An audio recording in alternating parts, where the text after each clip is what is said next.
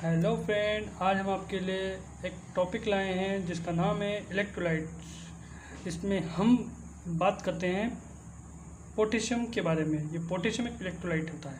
तो स्टार्ट करते हैं आज की क्लास। तो पोटेशियम जो होता है एक इंट्रासेल्युलर फ्लूइड का एक पार्ट होता है, जिसमें क्या होता है इंट्रासेल्युलर फ्लूइड में सबसे अधिक मात्रा में ये जो पोटेशियम होता है हमारी बॉडी में पाया जाता है, वो भी सेल के भीतर होता है। ये पोटेशियम जो होता है धन आयन होता है, मतलब प्लस चिन्ह वाला होता है, प्लस चिन्ह लगा होता है, और ये पाया जाता है एक ह्यूमन बॉडी में मिनरल्स के रूप में भी और इलेक्ट्रोलाइट के रूप में ह्यूमन की बॉडी में आवश्यक होता है ये पोटेशियम। इसका भी अपना एक योगदान होता है हमारी बॉडी के अंदर। इसका हमारे ब्लड में, एक ह्यूमन बॉडी में के ब्लड में इसका जो नॉर्मल लेवल होता है वो 3.5 से 5.1 मिलीक्वेंट पर लीटर होता है।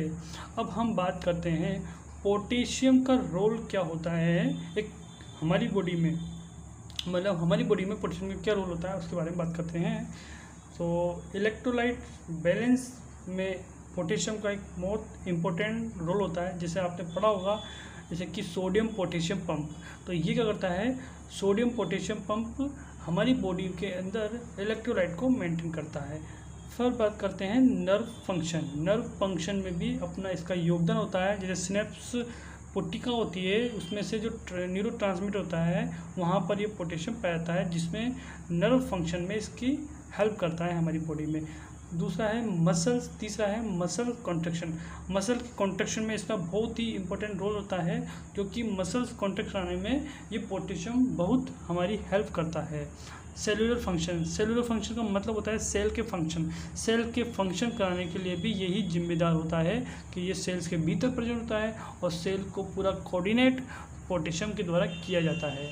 अब बात करेंगे हम पोटेशियम का सोर्सेज कि पोटेशियम किन किन चीज़ों में पाया जाता है। अब हम बात करेंगे, तो सबसे पहले बात करें फ्रूट्स में। कौन कौन से फ्रूट्स में होता है पोटेशियम जो होता है हमें देखने को मिलता है, जैसे कि बनाना, ऑरेंज, कैंटालोपस, एप्रिकॉट और एवोकेडोस। इन फ्रूट्स में जो होता है पोटेशियम भरपूर मात्रा में हमें देखने को मिलेगा। अब बात करते हैं वेजिटेबल्स, कुछ सब्जियों में भी देखते हैं, जैसे कि potato, spinach, tomato, sweet potato, जिनमें हमें पोटेशियम देखने को मिलेगा। अब बात करेंगे कि पोटेशियम की बॉडी में कमी होने के कारण हमें क्या देखने को मिलेगा।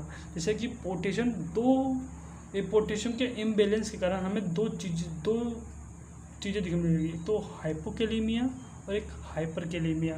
पोटेशियम की जैसे ही बॉडी के अंदर बढ़ोतरी होती है, बढ़ जाता है पोटेशियम का लेवल, उससे बोलते हैं हाइपरकैलेमिया।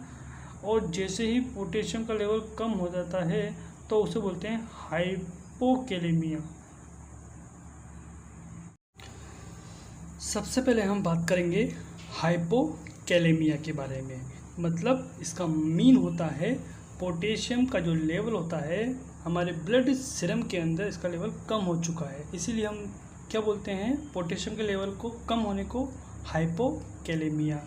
सीरम में पोटेशियम का लेवल यदि 3.5 मिली इक्विवेलेंट पर लीटर से कम हो जाता है तो हाइपोकैलेमिया कहते हैं।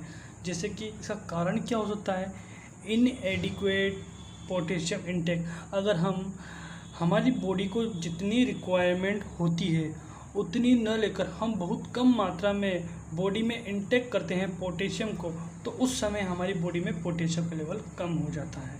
यदि एक्सेसिव पोटेशियम लॉस हो चुके हैं, ये कैसे होता है, जैसे कि पेशेंट को एक्सेसिव मात्रा में वोमिटिंग हो रही है, या 2 से 3 to 4 5 6 बार क्या होता है पेशेंट डायरिया हो रहा है, और बार बार पेशेंट क्या होता है वाटरी स्टूल पास आउट कर रहा है, watery diarrhoea stool pass out कर रहा है, तो उस कंडीशन में पेशेंट के अंदर हमें क्या होता है, क्या देखने को मिलेगा, पोटेशियम की कमी।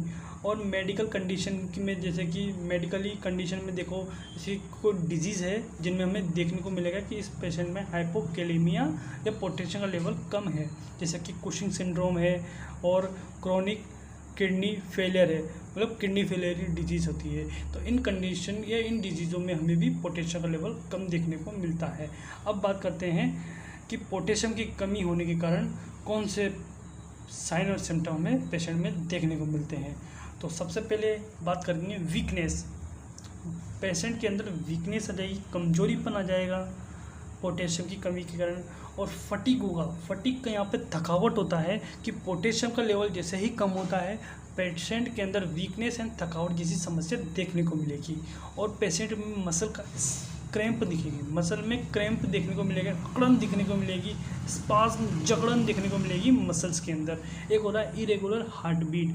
जो हार्ट बीट होती है ना पेशेंट की इरेगुलर होती है, मतलब पहले नॉर्मल होगी फिर चेंज हो जाएगी, मतलब एक रिदम में न होकर एक इरेगुलर पैटर्न होगा उसका ईसीजी का, मतलब हार्ट बीट का, है ना। ओके, समझ गए।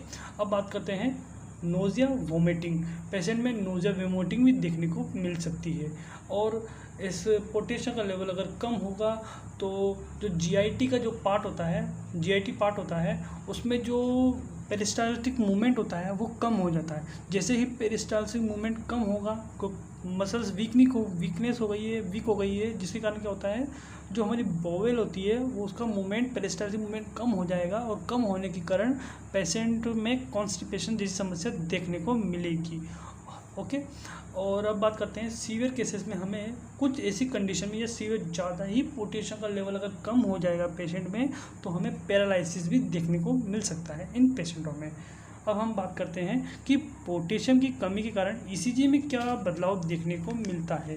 तो हम बात करते हैं, हम आपके लिए ईसीजी के कमी हो गई है पेशेंट में तो उसका ईसीजी का डायग्राम भी लाए हैं, तो देखेंगे हम ईसीजी। तो आपने देखा ये ईसीजी, देखो इसका डायग्राम, तो इसमें पी वेव नॉर्मल है, क्यूआरएस कॉम्प्लेक्स भी नॉर्मल है, बस इसमें एसटी सेगमेंट क्या होता है डिप्रेस हो चुका है।